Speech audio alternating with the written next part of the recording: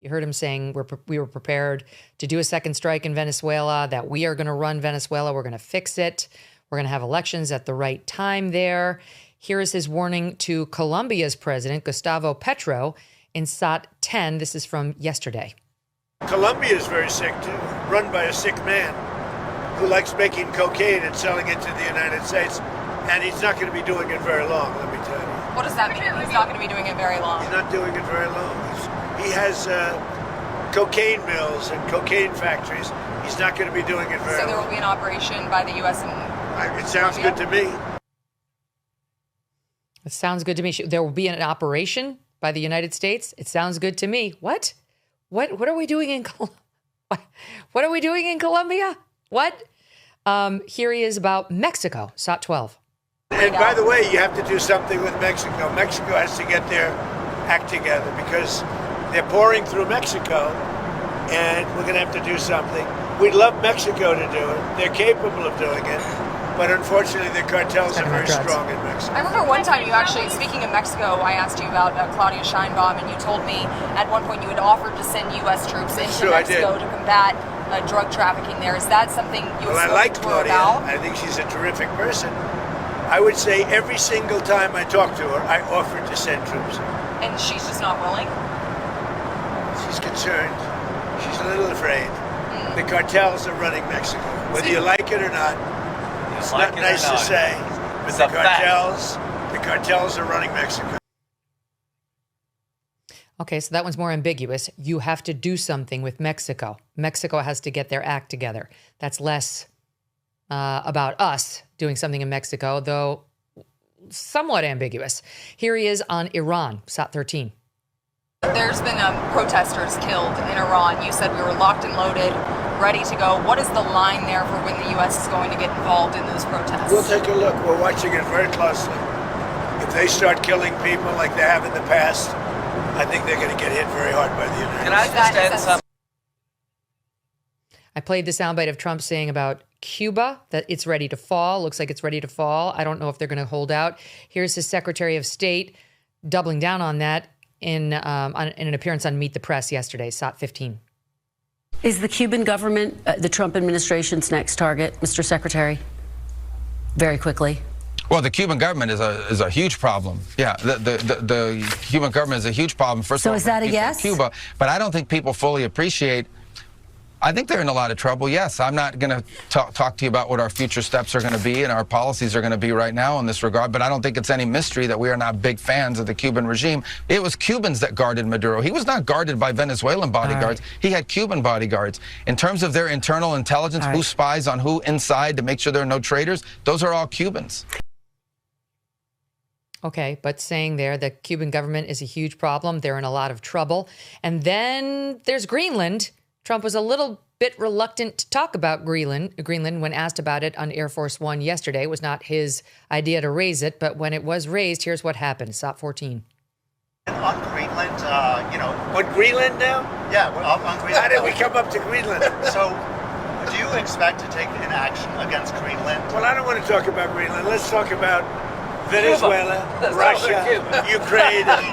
We'll worry about Greenland in about 2 months. Let's talk about Greenland in 20 days. I will say this about Greenland. We need Greenland from a national security situation.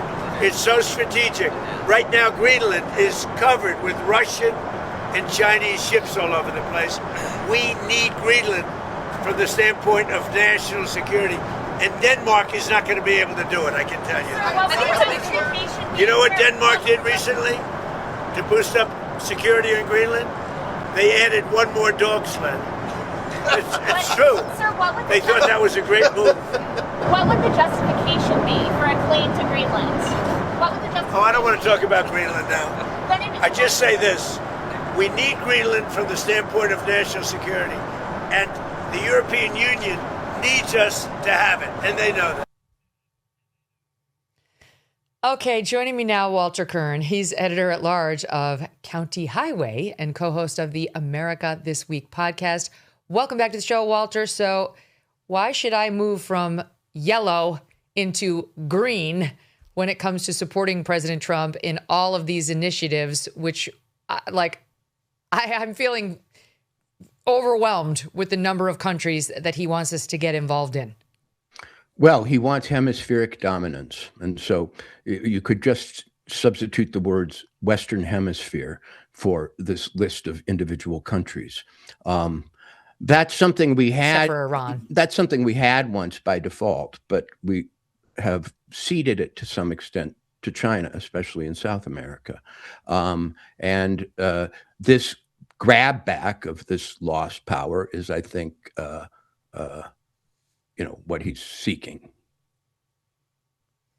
Okay, I agree. I do think the seizing of Maduro was about that and keeping China and Russia and Iran and Cuba from growing in power in our hemisphere.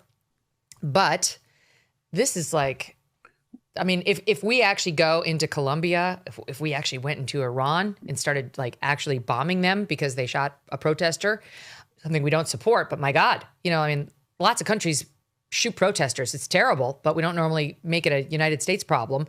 If we actually go into Cuba, if we do something in Mexico, if we invade Greenland, I mean, this is.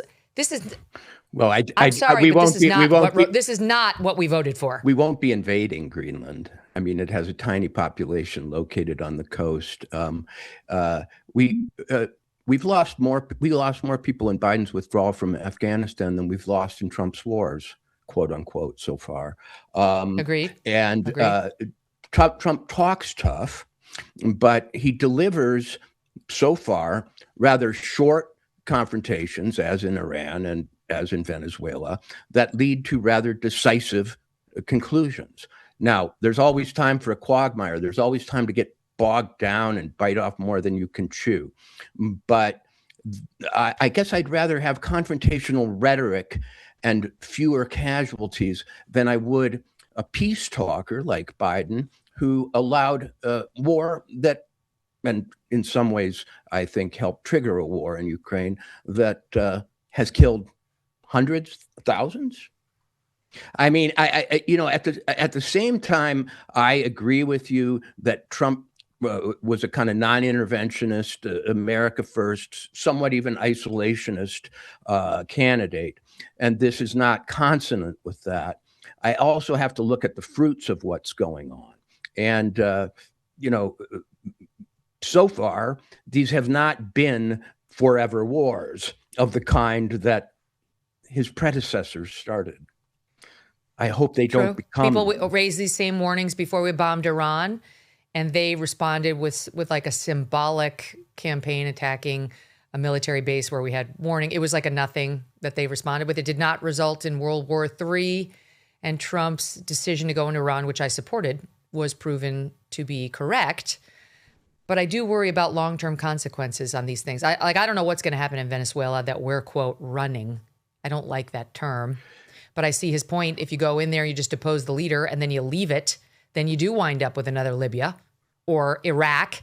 And while some people are like, well, Iraq kind of is democratic now, it's still a mess. It's still a hot mess over in Iraq. It's a little better than it was, thanks to us. We left and then we went back. But no one wants to go back. No one wants to turn Venezuela into an Iraq. Well, I mean, this is mob boss behavior on Trump's part. It's big talk.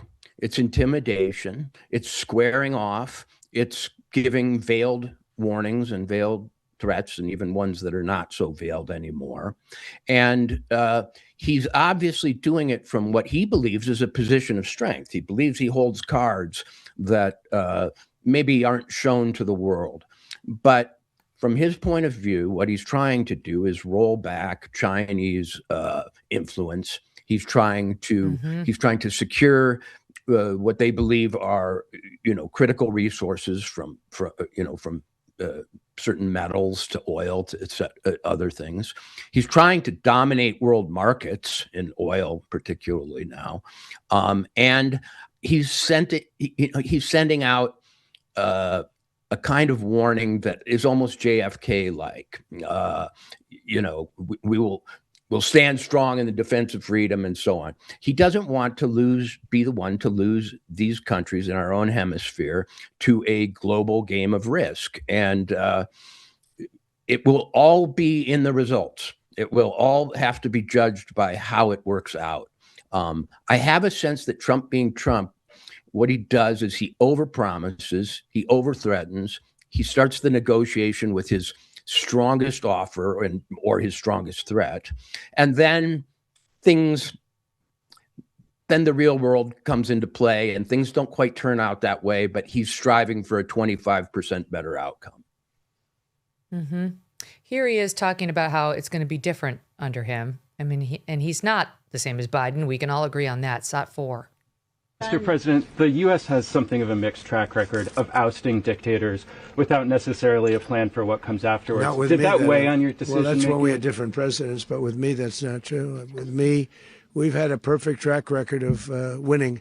We win a lot, and we win. If you look at Soleimani, you look at al-Baghdadi, you look at the Midnight Hammer. We have essentially peace in the Middle East because of that. If we weren't successful with Midnight Hammer, you wouldn't have peace in the Middle East. So, with me, you've had a lot of victory. You've had only victories. You've had no losses. He's not wrong there, Walter, but this is the first time we've taken out a country's leader. A new year means new financial goals, like making sure your savings are secure and diversified. Will this be the year you decide to talk to someone from Birch Gold Group? They use an educational approach with a deep understanding of macroeconomics. There are forces pushing the dollar lower and gold higher, which is why they believe every American should own physical gold. So until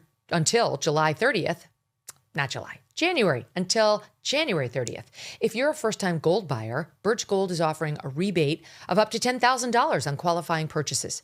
To claim eligibility and start the process, you just text MK to the number 989898. Birch Gold can help you roll an existing IRA or 401k into an IRA in gold, and you are still eligible for a rebate of up to $10,000.